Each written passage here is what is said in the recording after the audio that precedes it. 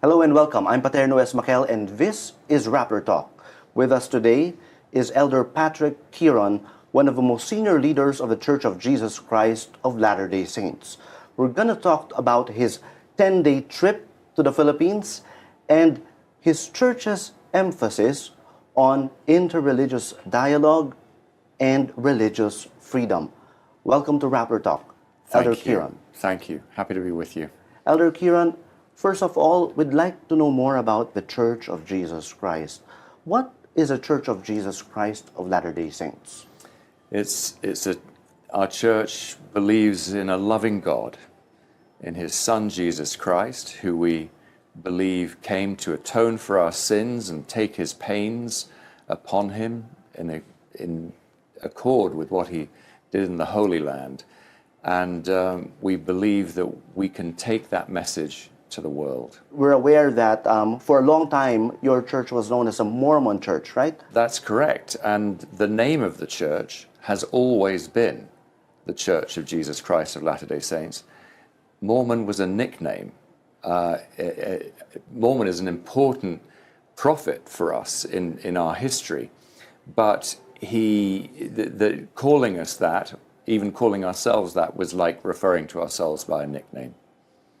Yeah, it was a popular nickname even among the church members. It was. We used it. Everybody used it. But our name has always been, always on our buildings, always in every other setting, interestingly, the Church of Jesus Christ of Latter-day Saints. And we know that in many communities, your missionaries are known for the basketball courts. Yes. And there is this quote-unquote standard outfit that we see. You would recognize a member or someone who belongs to the church, right? What are the other lesser-known facts or features or characteristics of the church that you think should be highlighted? Yes, I'll tell you one. I found the church and joined in my mid-20s. The thing that I noticed most was happiness in the church members I met. They were happy, they were joyful, and they were very comfortable with their faith and their religion. And I think above all else, of course with the focus on our Father in heaven and Jesus Christ, but above all else, they were happy. And I think that's a wonderful way for us to be regarded. I hope that is the case here. Yeah. Just a bit of curiosity, why do you have basketball courts in your places of worship? I know, I wanted the same thing. It's a very popular sport in the United States. We use car parks, parking lots to put basketball courts on. We have them inside some of our chapels. It's a good way for our youth to mix with their friends round and about, and a popular thing.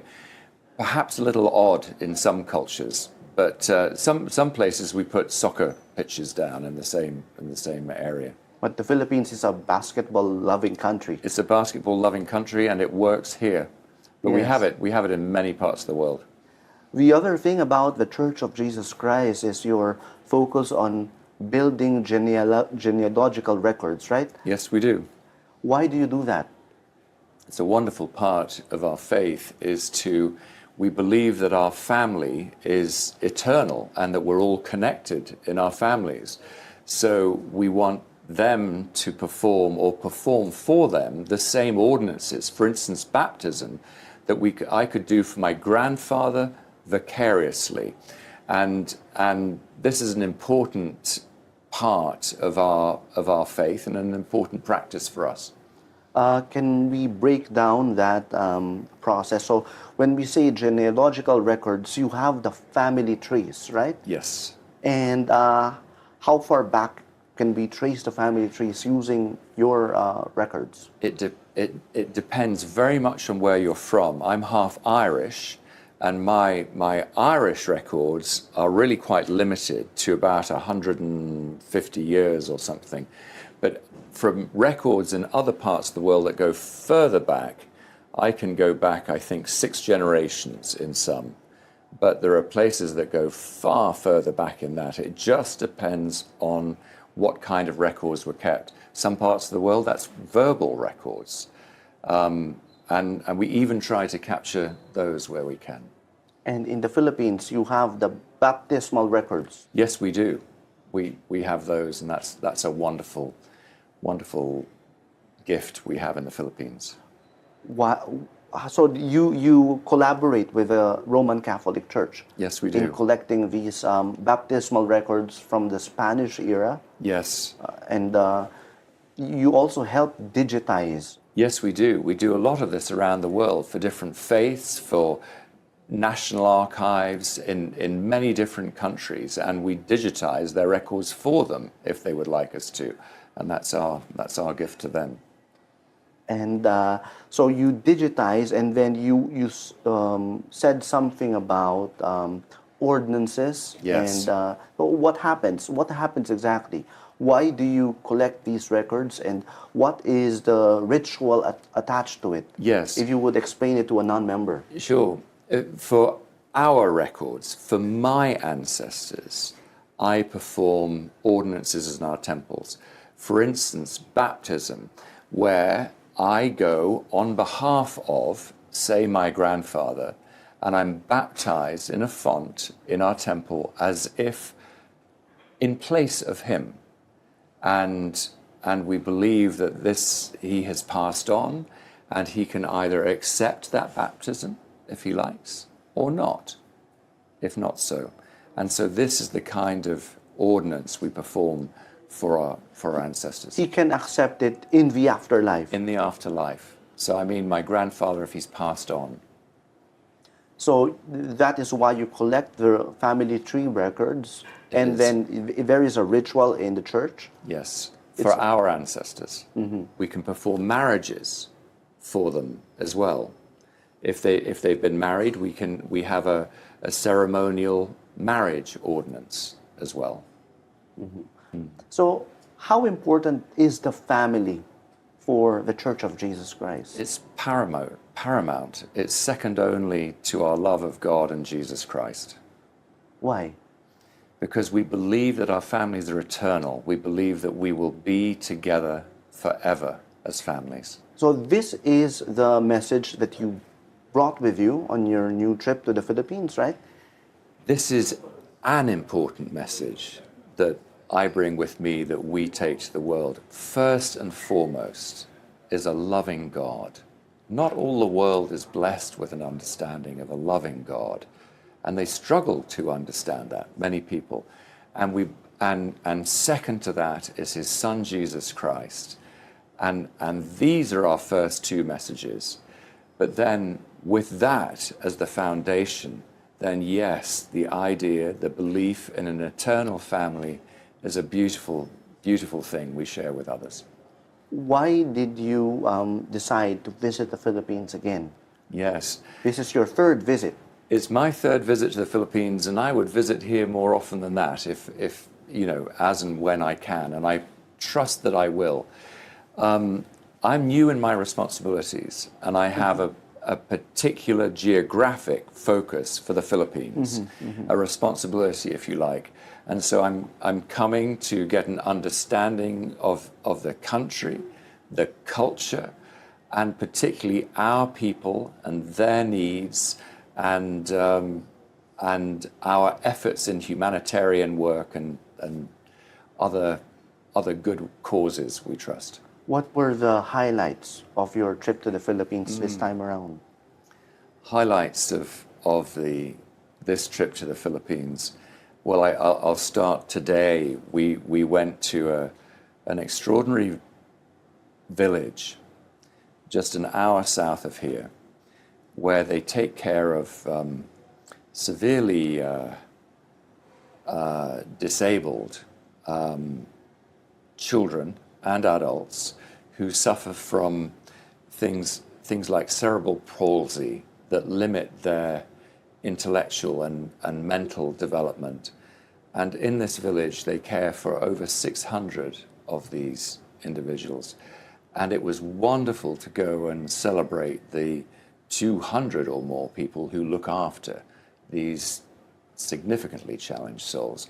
Other things, if I go to the beginning, the first thing we did was actually meet with Cardinal David, and on our first morning here, and he was just back from Rome, from the conclave, and we met with him, and we had a wonderful meeting with him once again, and then we spent some time with people who have either been incarcerated or have had drug dependency, and he does great work with them regularly, and we're helping a little with that. You also went to Cebu and Davao, right? Yes. We went to Cebu next, and then Davao, and then we've come back. And there we met with a number of our congregations and leaders. We also got to see, importantly, how some of our church members live in more remote settings. And there was one family we loved visiting high up on a hillside, and just understanding their experience as they operate their own family farm, a micro farm in a way, and what goes well for them, what's challenging for them, and get this kind of granular understanding right out to our senior leaders in those parts of the world, and interfaith relations, interreligious relations was something we spent some time with in Davao. Mm-hmm. Why is it important for the Church of Jesus Christ to focus on interfaith relations? Yeah, so interfaith relations is a wonderful part of what we're striving to develop is friendships amongst other faiths, particularly based on understanding and mutual respect.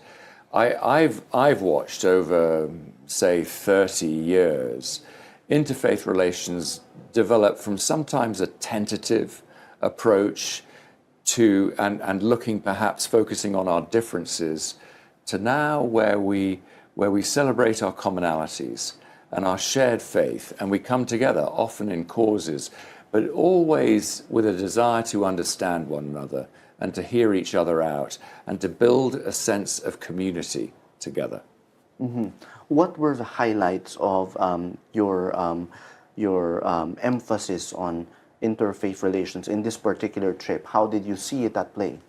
In this particular trip in Davao, we heard from Catholic priests and a Muslim imam, and both shared key elements of their own faith that would be common to all of us, expressed in their own way. Mm-hmm. But that was a particular element of our time in Davao, in a gathering of multiple faiths, many, probably, 20 or 30 representatives there. But the two who spoke, one was a Catholic priest and the other an Islamic imam, working actually side by side in their jobs in a university, thereby creating extraordinary understanding and friendship and fellowship between them, and then going out into the wider community and aiming for a settled state in interfaith relations. Personally, how did you feel when you saw these exchanges between the Catholic priest, the imam, and all the religious representatives there? How I feel when I witness these gatherings and these interactions is wonderful. I love them. I have, and they've got easier and more comfortable as everyone now focuses on our commonalities. And with Islam, I was actually raised, part of my upbringing was in Saudi Arabia, a significant Islamic nation, and I've had respect for devoted Muslims since my childhood. Mm-hmm. What are the particular challenges when it comes to interfaith relations, especially in the Philippines? It's practically almost 80% Catholic. Yes. Majority are Christians, and yes. In societies like this, there is a challenge of being homogeneous. Everyone is the same, and so difference or diversity is not viewed as in a kind way among certain sectors, right? I think that's typically the case, and I haven't been here long enough to actually actively see challenges. What I've witnessed yes, the Catholics are far and away the majority faith, but here they have, from what we've witnessed, a very inclusive approach to their neighbors, ourselves, Muslims, and other faiths. This is what I've seen so far, just on the basis of 3 visits here. And I have to say that's very encouraging. Yeah. I haven't actually seen stresses, is what I'm saying. Yeah. How would you advise your religious leaders in facing challenges such as these? Such as what, sorry? Such as these. For example, discrimination or lack of openness. Yes. If I were advising our leaders in relation to discrimination and lack of inclusivity and so forth, I'd say that we should start. We have suffered as a faith really aggressive discrimination years ago. And that makes us very sympathetic to those who are actively or even passively, perhaps, moved to the margins. And we try, we hope, to be very inclusive. And so we encourage our leaders to be in the community, to be friends with our neighbors of whatever faith or no faith at all, and just be good members of the community and not look for anything that might divide us.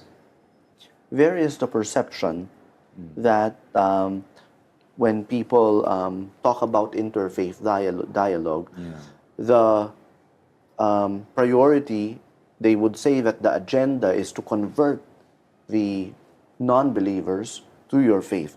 Is that the case? That isn't the case in my experience, because when we come together in interfaith settings, we're there from a multitude of faiths. And one thing I've never seen happen is everybody sit around and talk about converting everybody else.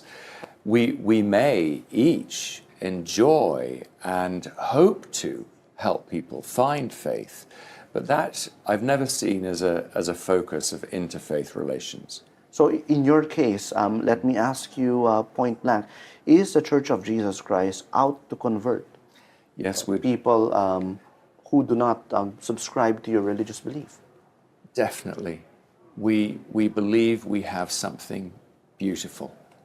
We believe, I'm a convert in my 20s, and I'm so grateful I found my faith and for everything that it's brought me. And yes, I would, if I had a friend, I'd want them to understand what I found and the lightness of being that comes with that.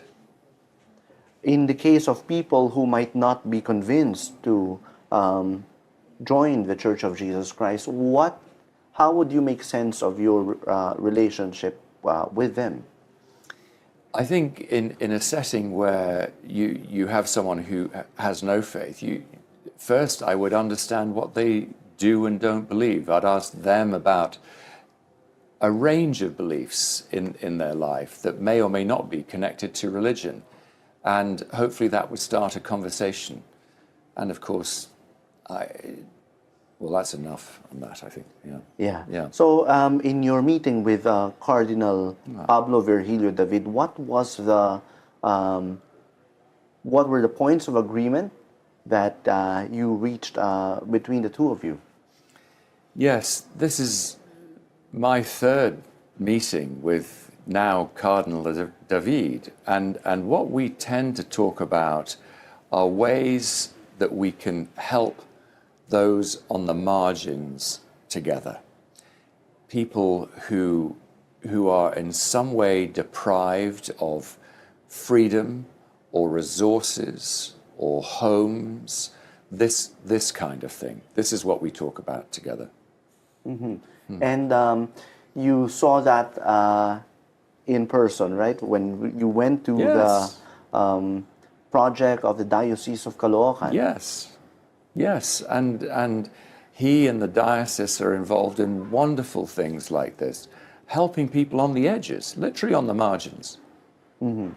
So in that case, we see 2 different religious groups finding commonalities. Yes, We very definitely have common cause with our Catholic friends here, and with religions all around the world. We try and do the same thing. If there's a need, and if we can work together, we will work together, and we do in many, many countries around the world, and we've seen a lot of that as we travel. Why is interfaith dialogue important in the context of our world today? There are so many world wars. There is so much discrimination around. I think when you talk about the context of today, when there is a lot of war, when there is a lot of contention, I think that makes interfaith dialogue, and frankly any dialogue, all the more important. Coming to understand one another in very temperate settings, to listen to one another, and to find so often, as I have found, that most of us, all of us, I think, who share faith, will try and look out for those of faith or no faith who are threatened or being mistreated. That's our aim.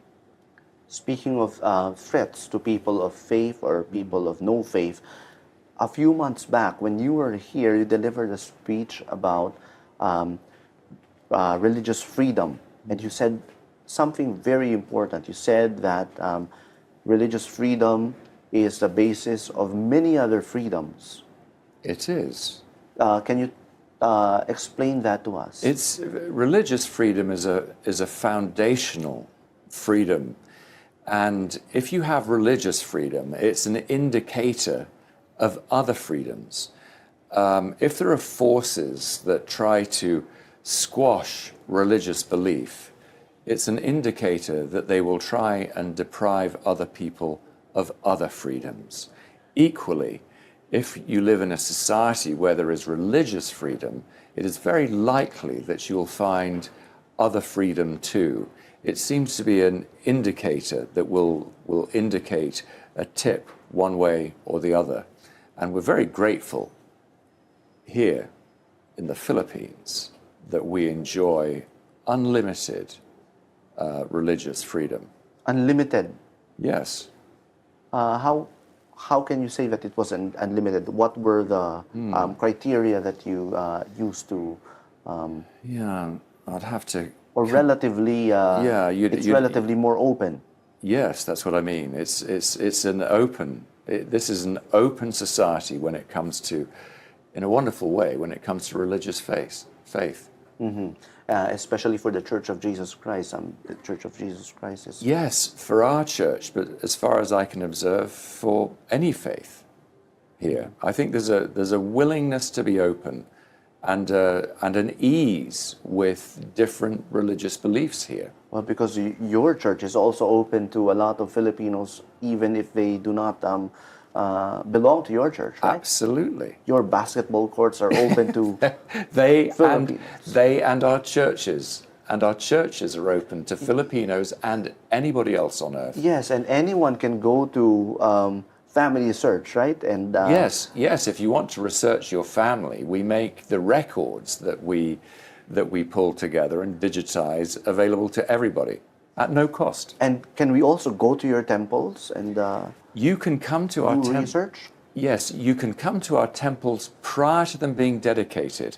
And in fact, we have 3 temples here in the Philippines already, and we'll be opening others. And we'd be very happy to host you, for instance, at temples that we're going to open before we dedicate them. Once they're dedicated, we hold them very close and very sacred, a sacred place for us. But before that, we invite everybody in. I see. And we expect you to return to the Philippines when more temples are opened. I really look forward to that. What was the best thing you would remember from this particular trip to the Philippines? Even the small things. This is my 3rd visit.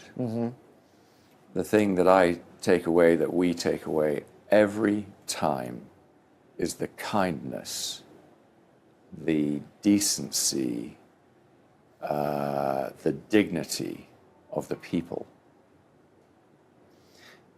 It's a remarkable thing to come here and experience such graciousness by the people on the street or wherever you are. This is a gracious, kind population. And you are also a gracious and kind religious leader.